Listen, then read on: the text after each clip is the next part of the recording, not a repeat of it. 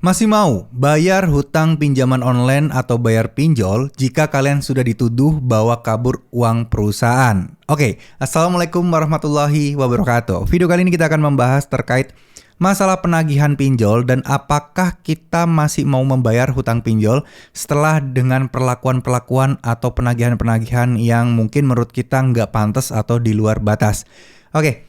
Jadi buat teman-teman sekalian, banyak sekali di luar sana sudah mendapatkan peneroran atau dalam tanda kutip ancaman-ancaman yang sebenarnya tidak perlu.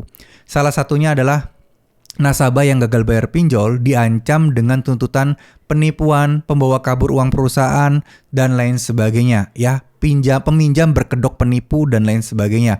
Banyak banget lah udah dibahas di mana-mana dan ya penagihan-penagihan seperti ini layakkah kita masih membayar hutang pinjaman online kita? Itu yang jadi pertanyaan. Oke, kalau dari sisi saya pribadi, namanya hutang ya harus dibayar kalau ada uangnya untuk saat ini ya. Cuman kalau memang secara hukum agama ya utang memang harus dibayar teman-teman. Tapi saya lebih kepada melihat bagaimana situasi dan kondisi teman-teman saat ini. Kalau teman-teman saat ini merasa teman-teman belum ada uang dan memang uangnya nggak ada, ya nggak usah bayar dulu, tidak masalah. Karena kalau kalian paksakan untuk membayar, ujung-ujungnya teman-teman pasti akan gali lubang dan tutup lubang. Karena kebutuhan harian kalian tidak bisa kalian cukupi dan tidak bisa kalian penuhi. Kalian akhirnya akan kembali ke minjol lagi. Dan itu paling saya tidak sarankan atau paling anti lah terkait hal seperti itu. Oleh karena itu saya lebih baik galbe aja dulu, bayarnya nanti entah itu setahun, 2 tahun, 3 tahun bodo amat. Yang penting kita fokus dengan kehidupan kita dulu. Karena sebenarnya bukannya kita tidak peduli dengan pinjolnya, bukannya kita mau membuat pinjol itu rugi, enggak. Tapi yang pertama harus kita sadari bunganya memang sangat gede. Ya, dendanya juga sangat gede dan enggak masuk akal banget. Dan rasanya sangat-sangat berat banget untuk melunasinya. Saya yakin teman-teman yang lagi galbe pasti menyadarinya hal ini ya. Jadi bukan berarti saya mengajak teman-teman untuk galbe dan lepas tanggung jawab terhadap utang, enggak. Tapi saya pengen teman-teman bisa mengukur skala prioritasnya. Saya pengen teman-teman bisa tahap demi tahap perlahan memperbaiki hidupnya. Dengan cara apa? Ya, menentukan skala prioritas kalian. Kita tidak bisa loh mengharapkan kita tiba-tiba langsung dapat banyak uang membereskan semua masalah, gak bakal bisa. Satu persatu harus dibereskan dulu. Misal, buat kehidupan sehari-hari aja teman-teman masih sulit buat makan gitu misal ya. Untuk bayar kontrakan setiap bulan, untuk bayar sekolah dan lain sebagainya itu masih susah. Nah, lebih baik fokus untuk memenuhi kebutuhan ini dulu. Masalah utang bagaimana? Ini kan kalau dibiarkan akan numpuk dan semakin besar. Memang iya.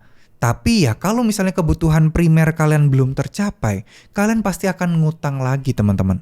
Ya, jadi prioritaskan dulu. Hadapi segala resiko galbenya dulu. Dan saya rasa ini nggak ada resiko yang berat. Fokuskan diri kalian kepada hal-hal yang menjadi kebutuhan primer teman-teman. Kalau ini sudah tercukupi, sisa uangnya bisa kalian tabung. Tabungan ini nantinya dengan tujuan untuk bisa melunasi hutang pinjol kalian. Tapi kalau cukup dan kalau sudah mulai berlebih, ya masa sih teman-teman dapat rezeki lebih, udah dijadiin kaya raya sama Allah, teman-teman masa nggak mau bayar utangnya? Ya minimal bayar pokoknya aja lah. Apa yang kalian terima, kalian bereskan dengan kalian kembalikan. Sesimpel itu. Toh kalian juga dapat rezeki yang luar biasa kan? Seperti itu.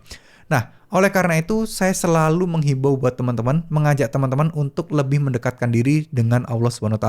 Lebih mendekatkan diri dengan Tuhan. Mulai rajin ibadahnya, mulai banyak sholawat, mulai banyak zikir, mulai banyak istighfar, mulai selalu meminta pertolongan Allah, selalu memohon kepada Allah untuk ditolong terkait masalah galbe pinjol ini. Ya memang kita salah, kita melakukan aktivitas riba kalau dalam Islam. Tapi apa? Tapi ya kita memohon ampun, kita meminta tolong sama Allah dengan tulus dan ibaratnya dengan benar-benar bertobat. Saya yakin pasti akan ada jalan dan akan ada pertolongan. Memang tidak langsung, memang cobaannya akan semakin berat. Karena biasanya kalau kita berubah untuk menjadi ke arah lebih baik, pasti akan banyak cobaan-cobaan yang akan mendatangi kita. Untuk mengatasi semua itu, Coba teman-teman rutinkan sholat tahajud 40 hari berturut-turut. Jadikan ini misi pribadi kalian, dimana jangan sampai satu hari pun bolong sholat tahajud. Insya Allah akan banyak perubahan yang terjadi dengan diri kalian. Ya, secara energi, secara aura dan lain sebagainya. Saya rasa secara rezeki pun bakal banyak hal-hal yang luar biasa. Imbangi seperti itu. Langsung aja, gak usah nanggung-nanggung. Kalau mau mendekatkan diri sama Allah, gak usah nanggung-nanggung. Gas sholat tahajudnya. Insya Allah pasti akan ada sesuatu yang luar biasa akan kalian terima. Hasil buah dari kerajinan teman-teman. Saya bukan seorang ustadz, saya juga bukan seorang ahli agama, tapi saya adalah orang yang benar-benar pernah merasakan manfaatnya dari mendekatkan diri dan mulai pasrah sama Allah dan mulai mengharapkan pertolongan dari Allah ketika saya mulai berhutang. Awalnya saya tidak berdoa karena saya mikir ya salah saya sendiri, kemarin saya melakukan pinjaman yang riba yang ada bunga. Allah nggak bakal nolong saya kalau kayak gitu. Nggak kayak gitu mikirnya. Teman-teman kalau tahu itu salah, teman-teman bertobat, teman-teman minta maaf dan memohon sama Allah untuk diberikan kemudahan dan diberikan kelapangan jalan untuk menyelesaikan semuanya. Itu akan jauh lebih baik dan dampaknya akan jauh lebih luar biasa buat teman-teman sekalian. Ya, jadi itu adalah kesimpulan saya, apakah harus dibayar atau tidak udah kayak gini. Kalau rezeki kalian berlebih, bayar aja. Setelah itu tinggalkan semua pinjolnya.